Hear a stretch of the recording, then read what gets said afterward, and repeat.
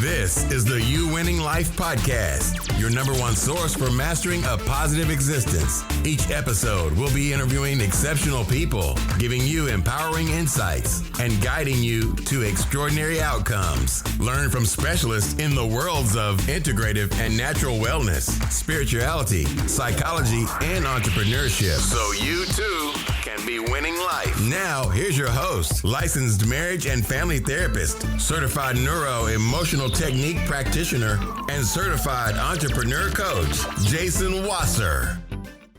Hey everybody, welcome back to the You Winning Life podcast. I am Jason Wasser, licensed marriage and family therapist.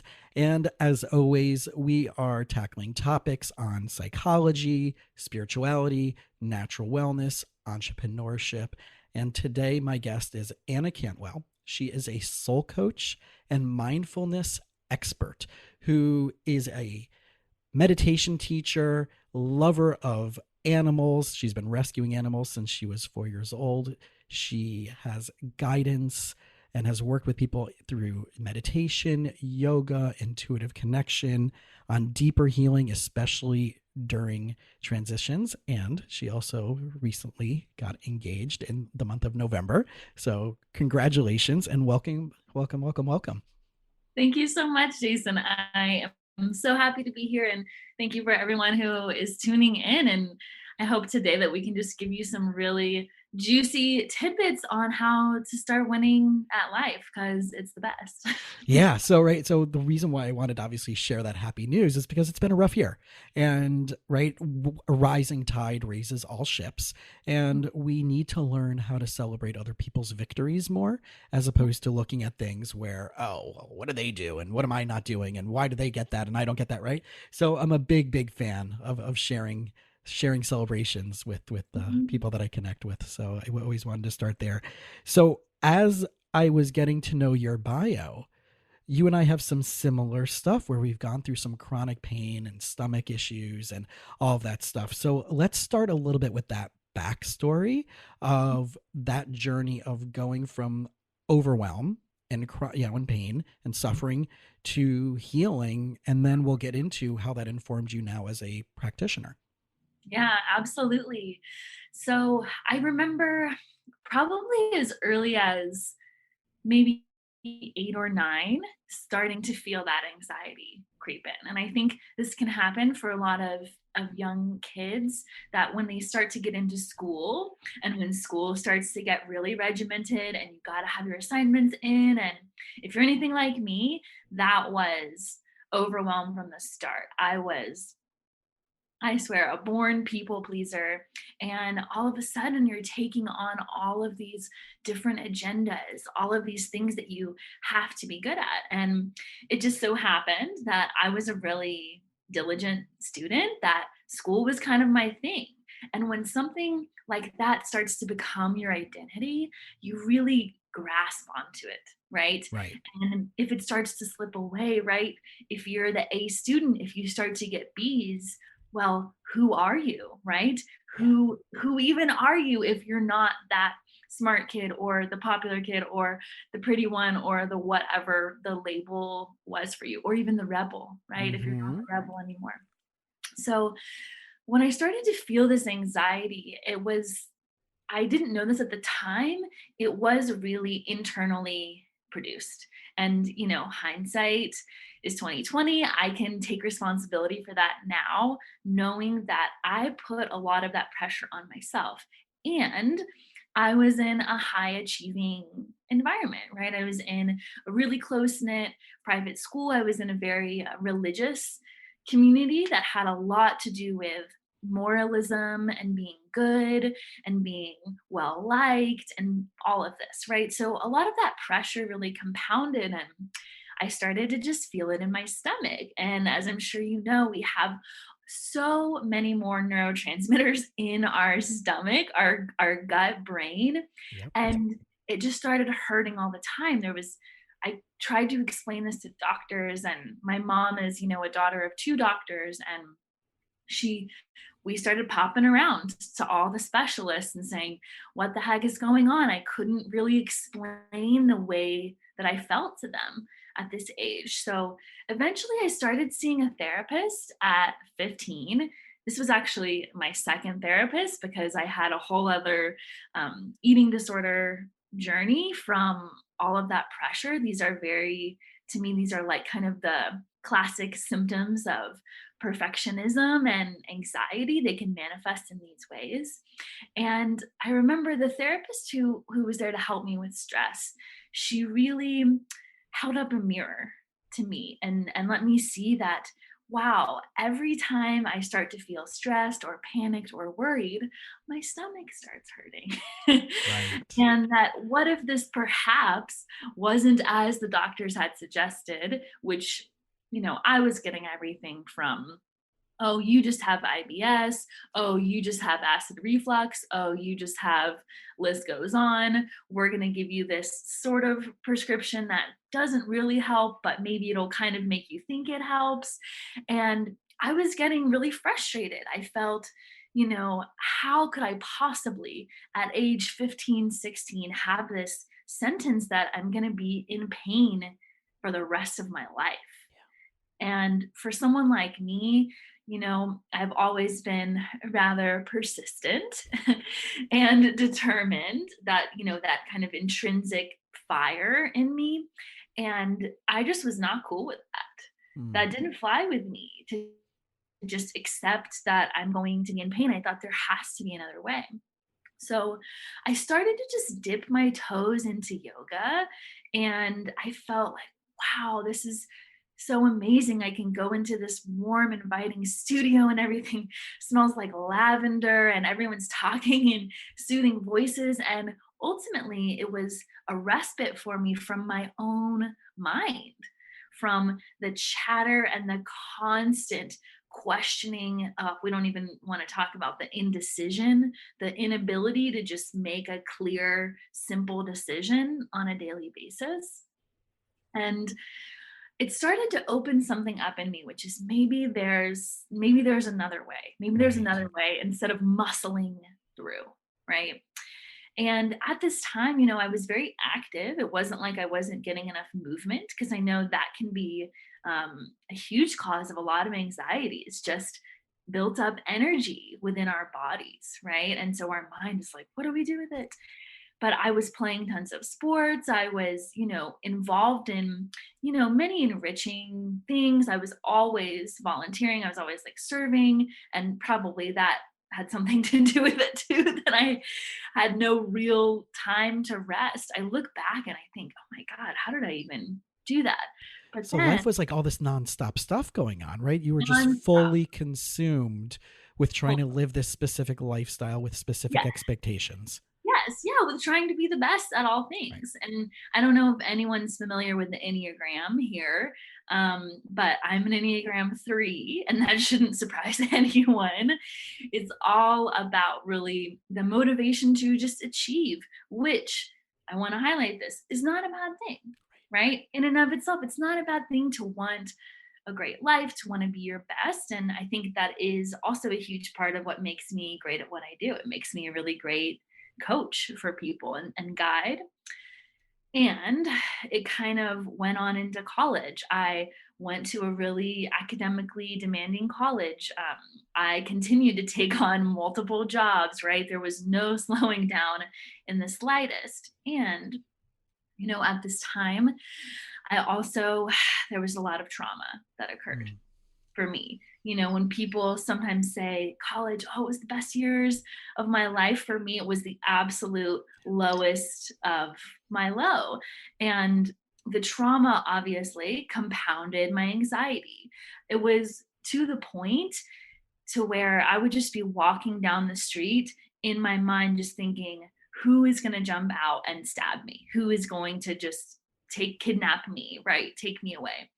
And there was this really irrational fear, and there was also some rationality to it, because I had been assaulted, right, in this same town multiple times. And that really pushed me to kind of my edge. So I remember I took a mental health under load. I scaled back at all my jobs. I scaled back in my classes. I went back into therapy. I had kind of been in therapy off and on since I was 15. And it really did help. And then there was a point when I felt that I was just rehashing the horrible things that had happened. Mm. I was just going over it again and again. And I remember at the time I was in kind of a toxic relationship. No surprise there, right? When you're in a really bad place, you're probably, drawing in some of that toxicity and playing off someone else's weak points as well, or their, addictive tendencies or depressive tendencies. And he said this one very lucid thing to me that was, if you stay this way, if you stay depressed and so down from all of these things that have happened to you, it's those people that win. And that it just shattered the illusion for me. And I thought, oh my God, the best way that I can, quote, get revenge, the best way that I can win again is living an amazing life. And it was really from that moment that everything shifted. I started going on a jog every single day. And it was 15 minutes, maybe 20 minutes. And I was hardly taking classes at this point. I was sleeping most of the day, but I would always go on that jog first thing in the morning. And I would run down the biggest hill I could find so that I had to run back up it. I didn't have a choice. I would listen to, and music is huge for me. So if music lovers out there, it can save you. You are a Nashville girl, so. Yes, totally. It's in my blood. It's in your blood, right? For sure. I would listen to Roar by Katy Perry on repeat, and I would just think, they're going to hear me roar. Like, this is me winning at life again. This is me coming back into me, because even with the anxiety, even with the chronic pain, in my heart of hearts, I have always been joyful. I've always been attuned to happiness. I've always wanted to help people, right? I've always wanted to live a good life. And, that was a huge turning point for me. So once I left there, I decided that I was going to be a teacher. I wanted to be a high school English teacher, and I still had the same tendency. Man, those patterns, they run. Oh, they're tough to hit, right? And I launched right into teaching high school full-time in a low-income neighborhood in Houston, and took on a master's program at the same time because I'm crazy and that's just what I do. And it was that time that really, really showed me I needed yoga. I needed mindfulness, that those were essential in my life. And that if I wanted to really give what I had to give to the world, my gifts, my contribution, unique to me, that I had to work less, rest more, let myself be creative, and attune to my intuition. And once I started attuning to my intuition, I swear the stomach pain dissolved. It completely went away. And there was some supports with that, of course. When I did have pain, using other methods of pain relief, I completely cut out Advil. And that was totally ripping apart my stomach lining that I was prescribed by my doctor to take a ton of Advil, right. basically. So I stopped taking that. I started using alternatives, pain alternatives, including cannabis. At the time was really helpful. CBD was really helpful. And then the rest of the time, it was getting to know my intuition, getting to build a relationship with my inner being, and actually listening to her, actually doing the things that she said, this is good for you, this is enriching your life. So that point right there is so important, because you're having a conversation and a dialogue with yourself versus your mind, right? The monkey brain, as we can call it, right? Running rampant, taking control of our life, being stuck in old patterns, and moving into a proactive space. instead of a reactive space. So there's a few things I kind of want to refresh on because it's so good. And I want people to walk away with really understanding how powerful this process is and how much each of us can actually do this in any aspect of our life that we're struggling in. Number one, you decided with intentionality, right? We can use mindfulness, but I like the word on top of mindfulness has to come with intentionality. I need to do this. This has to be done, but in a way that you're doing it, even though, like you said, I slept the rest of the day, I still had to do this. And you gave yourself permission, it sounds like, and you also gave yourself a side of compassion. Even if I sleep the whole day, I'm still going to run, right? Yes.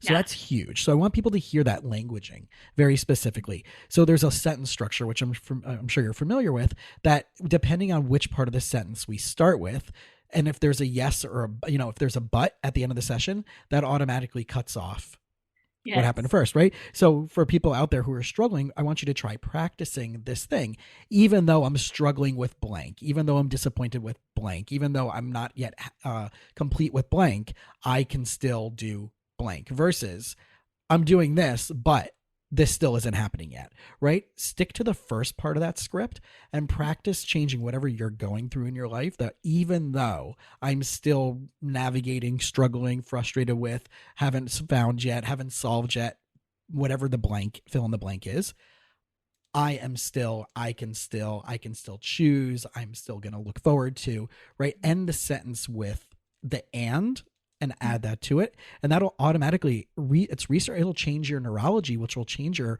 fight or flight, which will change your emotions, which will change your mood. And like you said, all the emotional stuff, especially connected to our gut and our gut brain axis.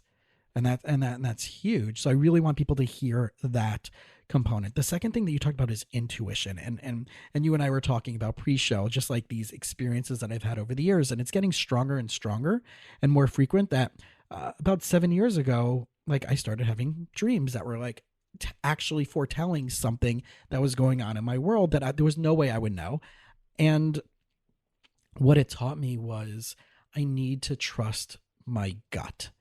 And those of us who have gut issues, who have chronic pain, stomach related type issues, a lot of that does come to, right? It comes back to trusting yourself, trusting your intuition, learning what's healthy, what's not healthy for you. Yeah. And then making those pivot changes based on that.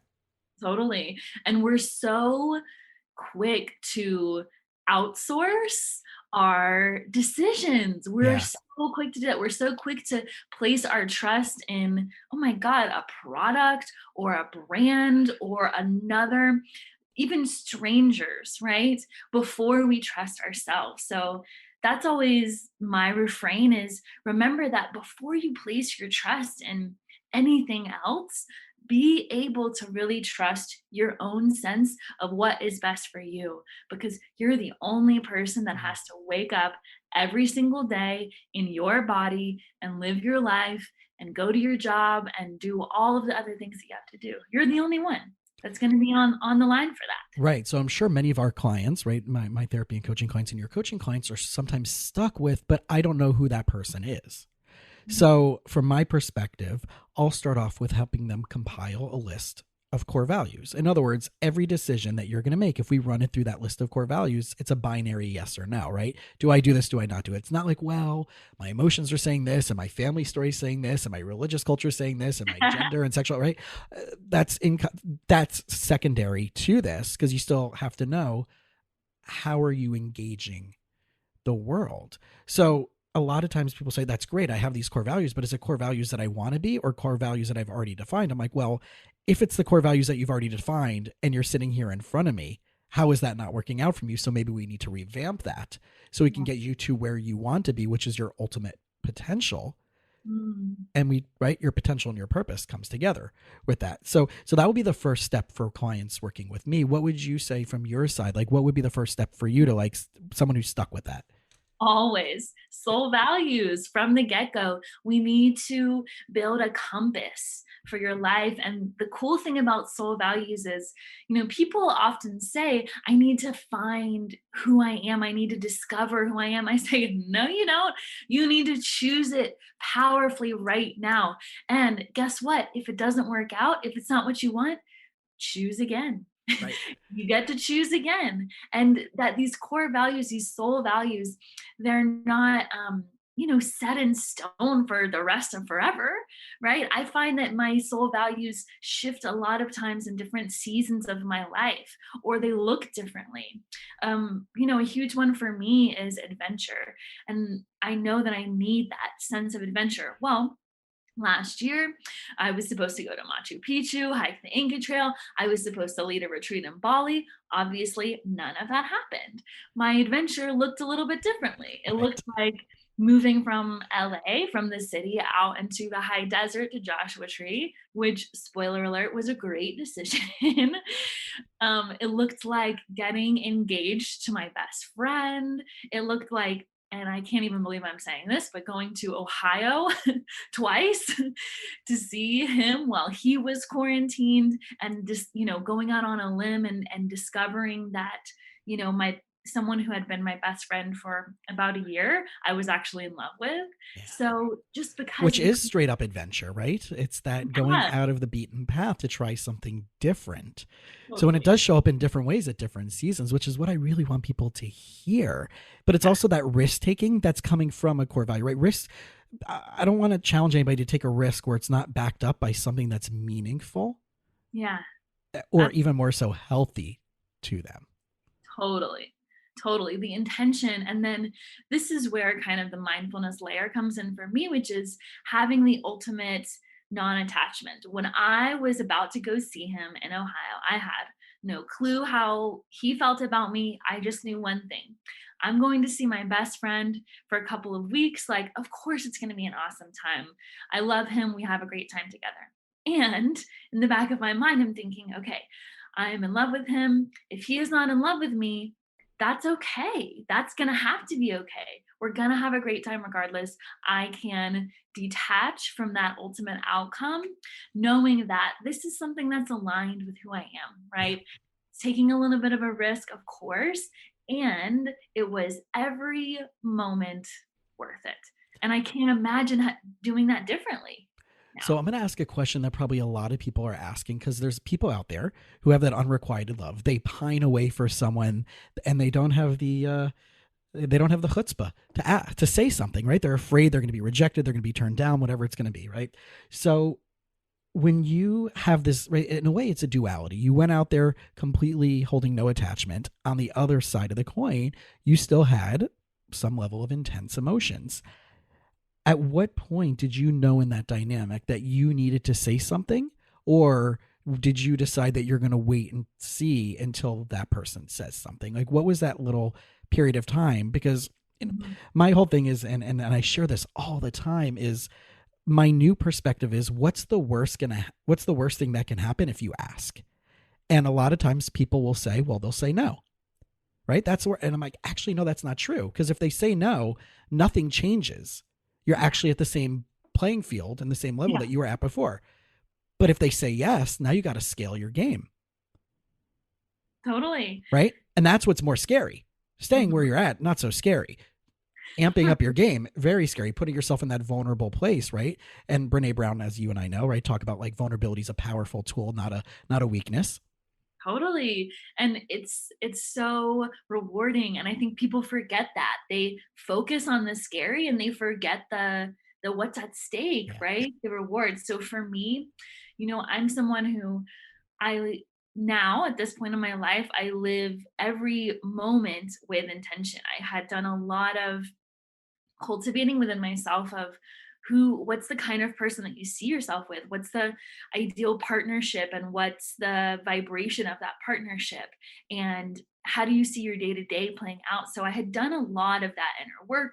I had also done a lot of the inner work of letting go of people from the past, so there was no really trace of that lingering in me, and I really felt like I was open. But ultimately what highlighted it for me the most was being in quarantine, totally alone for months in my apartment, not seeing anyone. Yeah. And there was a second where I felt, wow, Anna, okay, you've done it. You've proved it to yourself. You can be on your own. You can be totally satisfied on your own. You can have tons of fun on your own. You can have amazing, loving relationships on your own. Admit it to yourself. You want a life partner. You want a teammate for this ride. And so much of what I work on with my clients is owning their heartfelt desires, owning their true desires to feel that. And if that's a desire of your heart, why in the world would you be put on this earth to not have that come to fruition? After all, it's love. It's the most beautiful thing. It's the center of our world is connection, right? And Right. that doesn't always look like romantic love. And a beautiful part of that for a lot of people is having a life partner.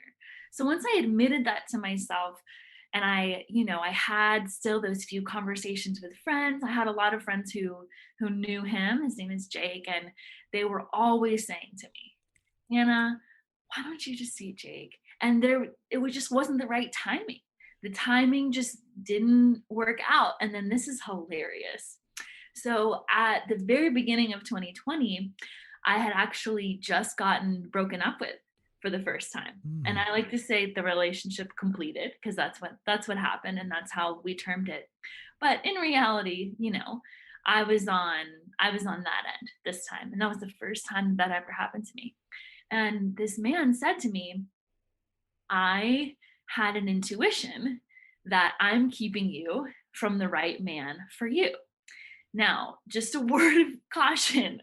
If someone says that to you and it doesn't land in your body, I can definitely see people using that as a line to just get out of something. It's the 2020, it's not me, it's you, or it's not you, it's not me. Literally, Right? Yeah. literally, it's that version.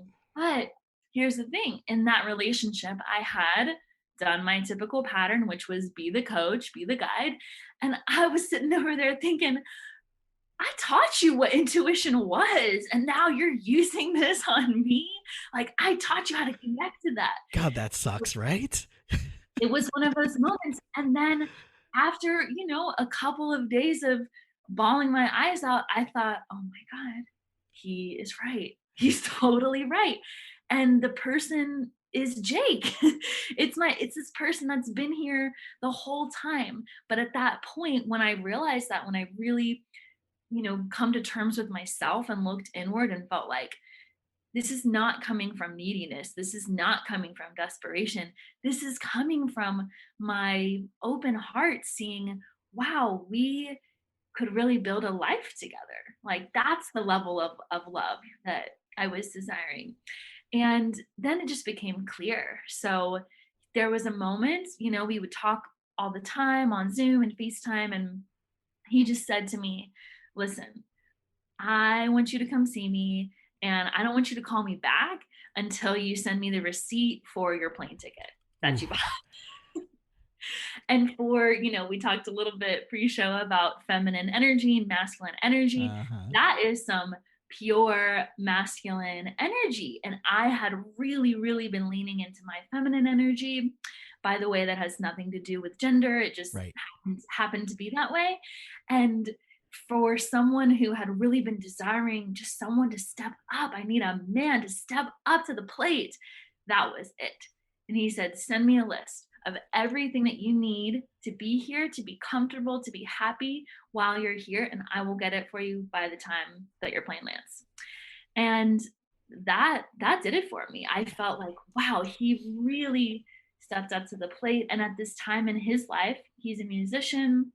We share a love of music, and he was really focusing in on completing his debut solo album. He had been in bands for a long time, and he was so focused, so passionate on what he was doing that, yes, we still were able to kind of keep up our friendship and touch base. But I was like, nothing is stopping him right now from this goal. And that was really attractive. That was really magnetic to me, to see him in that really masculine energy zone. And I was in my feminine energy zone, even as, a woman who can really be in her masculine too.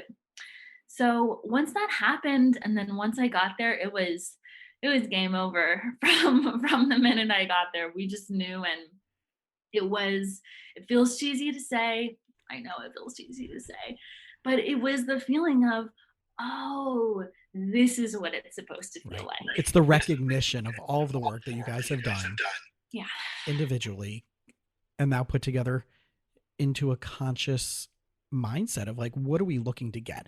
And this is, as a therapist and as a person who sees a lot of couples and relationships, it's that intentionality that gets people so stuck, or the lack of intentionality that gets people so stuck. And I remember like a client I saw a while ago that so much stuff went on in such a short time in their very young relationship, and they were married.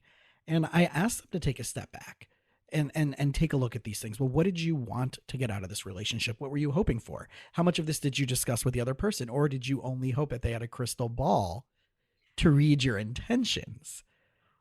And within a few sessions, we cleared all that up. We figured out why they were stuck, how they got stuck, the assumptions and expectations and beliefs about what they thought relationships were, what they thought partnership / marriage was, stuff that wasn't theirs, that was their families, that was projected onto them, that they chose to willingly carry without realizing it, right? So the story you're telling is very different.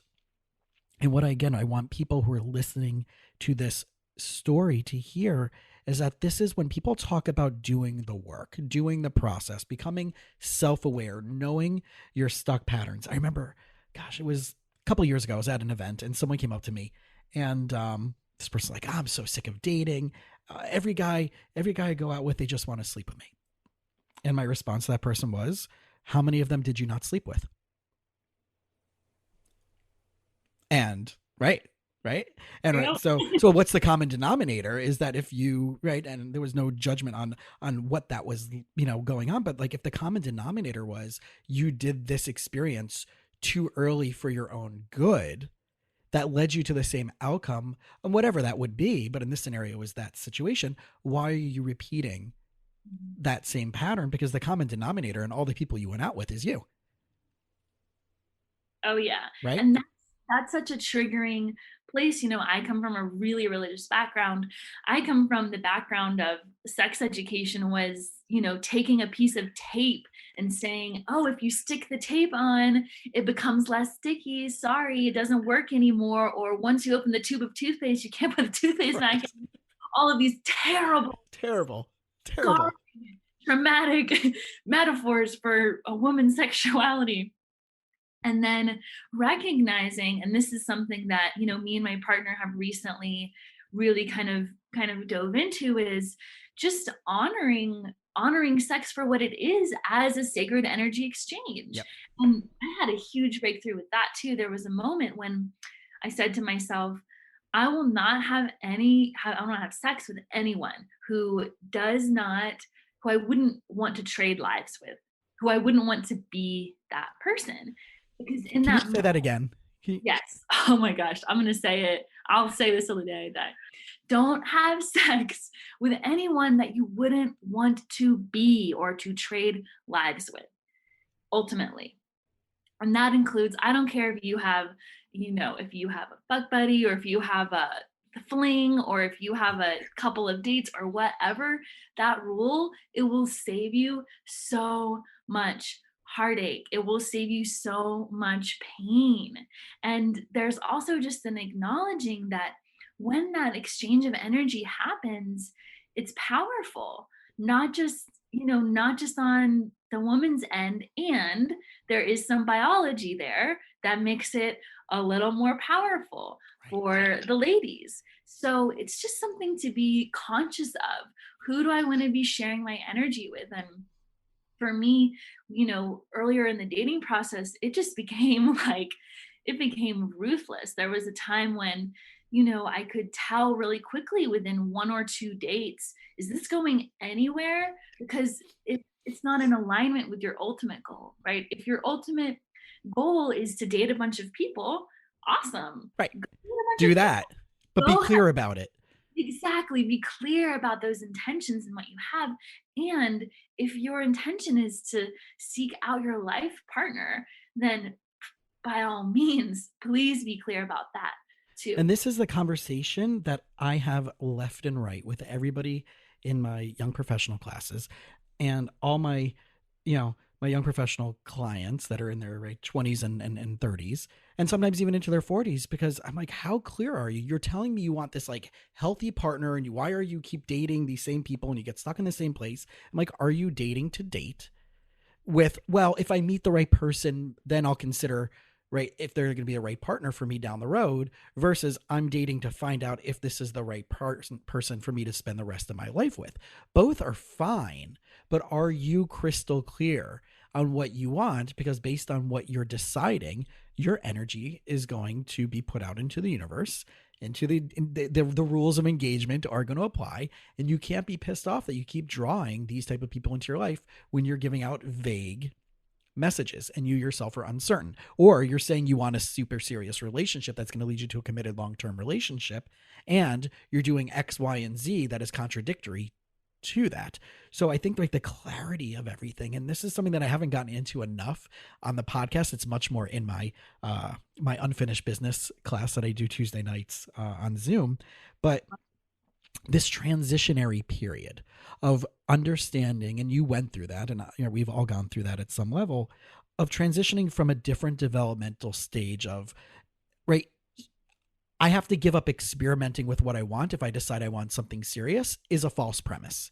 You can still know what you want and still experiment with different types of experiences. Again, aligns with your core values, is obviously safe and ethical for you. Or as one of my friends says, I'm not going to ask you to do anything unethical, illegal, or fattening. So it's right, it's a great way of putting it. But I really, again, like if you're listening and you're out there on this, right, and you're trying to find this relationship, many people out there already are in a relationship, but this still applies. How clear are you on the outcome of what you want, even in the relationship you're in? And are you taking the action steps and sharing that overtly versus waiting for the other person to get the hint, get the message, read your crystal ball? That's the toughest part. And I love, what you brought up about language. And like I said, I was an English teacher. Conscious language transforms lives, to be able to communicate clearly. And that doesn't matter if it's on a third date, or if it's on a second round interview, or if it's on a podcast. If you can communicate your earnest desires, your earnest intentions clearly, it will shift the direction of your life. And that's why so much of what I work on with my clients is, if you want to stop being tired, you have got to stop ringing the gong every day of, I'm so tired, I'm so tired, I'm so tired, right? Because that's what you're creating Yep. for life, right? And that's that record that's actually created in your neurology. That story and that neural pathway does get created, and you're not going to get a different outcome, right? Esther Hicks, law of attraction, right? It's stop. She walked into her friend's house and she's like, "Oh, that's really interesting music." She's like, "Yeah, I don't like it." And she's like, "Well, how come you didn't turn it off?" She goes, "Well, it's my mom's favorite record." And she goes, "Oh, is your mom here?" "No, she passed away 15 years ago." "So why are you playing it?" "Because it was my mom's favorite record." Right? And we do that, right? How cool, right? That's such a great, Esther Hick law of attraction story of the many thousands that are out there. But we do that. We're playing someone else's record, and that groove just gets, I'm dating myself since I was born in 78 and I have a nice record collection. But right, that groove does get into our neurology, and that does create our neural networks, and that creates our experience. When we talk about the law of attraction, we're actually talking about biochemistry, neurology, quantum mechanics, which is a whole nother ballgame. But you can't transition into that other stage of your life unless you know where you want to go. And I know that some of your work has been working with women going through developmental transitions in their life. So let's round out our conversation with some of that. Yeah. So talk to me about transitions. Talk to me about going from here to there. What do we need to know? What's going to help us get there? What are some of the tidbits and the takeaways from that side of the coin? Ooh, I love it. So there's this palpable moment. You feel it in your body, you know it in your heart, when you shift from maybe trying to just lessen your anxiety or trying to alleviate your pain, to really trying to create or creating consciously the life of your dreams. And I love, just even seeing the name of this podcast, Winning Life, that it's winning life for you. It's winning life for your family or for your community, right? It's connecting to that bigger picture. So you start to see that, wow, my dreams and desires, they're not only going to produce a beautiful, happy, and fulfilling, emphasis on the fulfilling life for yourself, that's also going to ripple out always into your community. So, and into your family and into your friendships and into your company or what have you. Your legacy. Right? Absolutely. The life, right? The life that you choose to live. So what I recommend for people who are kind of in that stage, right? Maybe you've really, knocked down your anxiety with a lot of mindfulness. Maybe you've really shed a lot of that childhood trauma and you're not living from those patterns anymore. It's time to create new pathways. It's time to create a couple of new, really empowering beliefs. One of them that I love, that I feel like gets to be true anytime, is I love my life. How fun does it feel to just say, I love my life? I love my life. I love my body. I love my business, right? I love this life I get to live. So creating a couple of those really powerful affirmations to come back to. And I put them everywhere for a long time, way before it was true. I had this sticky notes, I am a successful coach, all around my house, right? I had all kinds of phrases to, he's got it right there. I love it. And the cool thing about this, and this is kind of just the thing that you won't hear a lot, is this doesn't have to be complicated, right? Like, you don't need to go to some like crazy like snake charmer or anything to start to rewire your mind in this way. Right. It can be as simple as, brushing your teeth with your opposite hand, right? Trying on new things, right? Seeing how you can enrich your life in those little simple ways. Because that's another one of my soul values, is simplicity. That this growth and this pattern of life gets to be simple. So I'm cracking up, and people can't see, right? I mean, you see it, but like people who are listening can't see like this huge grin on my face and how much I talk that about simplicity always wins. And my coach, Rick Sapio, who's started a program called Business Finishing School, who my entrepreneurship coaching came through that program, his core values and the core values of the program are simplicity, probability, and leverage. Will this make my life simpler? By doing what I need to do, is the right with the action steps, is it probable that I will achieve it in the appropriate time that I need to set this goal by? And leverage is, who do I need to bring into my life? A, that I can leverage it to, because it may not be my zone of genius. B, my pay point of doing it, I'm going to be obviously worth more money doing something else and hiring someone else to do it. Or C, can they hold me accountable to doing it if I'm actually supposed to be the person who's supposed to fulfill it and do it in order to make my simplicity and probability more happening. So, right, this simplicity always wins, right? Like Gary Vee talks about kindness always wins, but which is true. But in my practical applications, the simplest way to solve a problem is the simplest way to solve a problem. Yeah. And I've definitely made the, happy mistakes in my business of trying to overcomplicate things and trying to get into the deep energetics and all the crazy quantum physics. And that stuff is awesome. And I'm a huge nerd and I love nerding out on that and learning about it. But ultimately, and this is kind of my next takeaway, I recently had a client who said, he's going through a huge spiritual awakening. He's, early 40s, and he's saying, does this mean that I have to like get rid of all my friends and change my job and do all this stuff? Sometimes. And that was my answer, is sometimes it does. So perfect. So if you have this crazy transition in your life, you're feeling like, wow, I'm seeing life for the first time. I'm experiencing awe and wonder. I'm experiencing what fulfillment and satisfaction, also highly underrated, satisfaction feels like. Then it's highly possible that you're going to outgrow some of the people in your life, some of the places that you always used to go, some of the, job experiences that you used to have. You are going to outgrow those scenarios if you are focused on growth. And the number one bing, bing, bing, like flashing lights, like tool tip that I can give you is to grow in community. Oh my God, it is so much easier to do this work when you are with other people who are doing this work. And it's going to feel scary at first and it's going to feel vulnerable.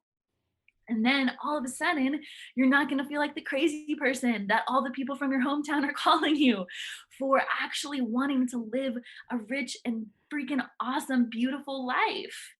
It's Yep. so important. Get that community. There's millions of them out there. They are. Or create one. If you don't see one that you like, just make one. A few years ago, I went to a retreat, and it was for one of the Jewish holidays. And this retreat center, it's called Isabella Freeman Retreat Center. It's up in New York, Connecticut border. It's a kosher, organic, mindfulness Jewish retreat center, which, right, already within a very niche of a niche of a niche. And it was for a specific holiday that's very nature oriented, Sukkot. And you have all denominations from Hasidic to LGBT, trans, right? That community, from Reform, Conservative, all the different denominations, all choosing, self-selecting to want to hang out together on this holiday, which is really cool because you have people who would never meet each other on a typical basis, but willingly being uncomfortable, knowing that these are the type of people that they want to be with because they're not going to maybe get that in their own community. So it's again, like I said, it's a self-selecting group. And I remember calling my best friend who lives in Boulder, who gets this type of vibe, and is part of a community like that in Boulder, Colorado. And I remember saying to him before the holiday started, it was a Friday afternoon or something, and I go, I hope I fit in with all the other people who don't fit in.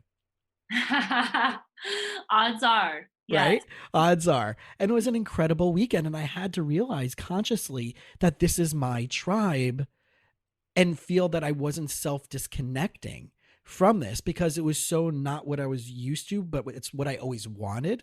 And I was so not, I was familiar with it in theory and concept, but to immerse myself in that experience, I had to find a way to stay connective and stay mindful versus being like, okay, like maybe I don't belong, or this is weird. And am I as weird as these people? Right. I'm being playful with the term weird, but like, right. It really is that powerful of finding community. And one of the things that, I really found even more powerful is that I wasn't getting this in South Florida.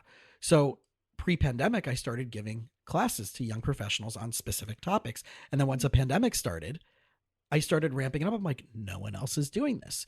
No one else is doing like, Zoom 15-minute check-in calls with any, like, hey, here's the times available in my schedule. Here's a Calendly link. If you want a 15 minutes just to say hi, just to shoot the shit, here's what, and I did that for the first like 60 days of the pandemic because no one knew what the hell was going on back in March, April. So awesome. And it was just as good for me. Probably I would be selfish. It was definitely better for me sometimes. I know I'm sure it was good for others, but like, there was a selfish intention, but it was to uplift everybody. And I really strongly agree with creating community. And in order for this community to continue being created, I want everybody to pull out their phone. If you're driving, don't pull out your phone now, but I want you to go on Instagram and I want you to follow Anna, and you can go on Instagram and it's I am Anna Cantwell, Cantwell. And her website also is annacantwell.com. Check out some of the cool stuff she's doing. There's meditations, right? You have some musical meditations that you're now doing and working on. I do. Yeah. Actually, last year, that was a huge thing for me. I released an EP of songs to help you in a super fun way reprogram your subconscious beliefs.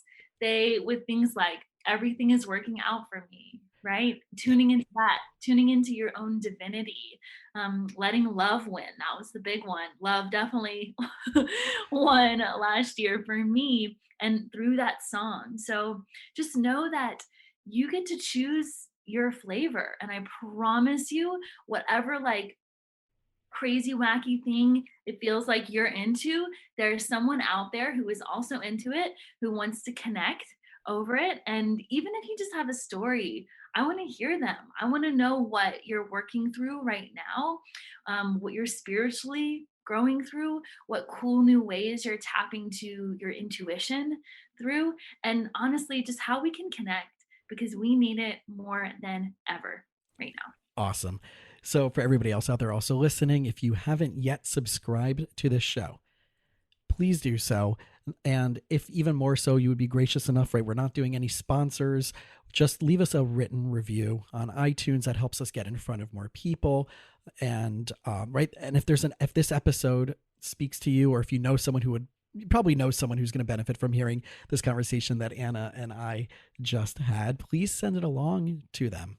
And connect with them and say, hey, this is some really powerful stuff, and I want you to hear this, because this is the way that we can create our community. And if you haven't also yet followed on Instagram, You Winning Life, and obviously you can reach out to me on all the social media. You guys know how to track me down. It's pretty simple at this point. But Anna, again, congratulations. I am so glad that we connected. And the way we connected was through Podbooker, which happens to be who I happen to meet the person, Daniel, who runs the site, who happens to have, we have 80 friends in common. What? And it's so crazy, right? This whole little network that's now being, facilitated just by one person having an idea to create a community for people in the podcast community to connect. So, Genius. Yeah. Genius. So again, congratulations. Thank you so much for just this conversation and connecting. These are the kind of life-giving conversations that I am interested in having and listening to and proliferating wildly. So let's keep doing it. Awesome. All right, guys, we'll see you on the next episode. Thanks for listening to the You Winning Life podcast. If you are ready to minimize your personal and professional struggles and maximize your potential, we would love it if you subscribe so you don't miss an episode. You can follow us on Instagram and Facebook at You Winning Life.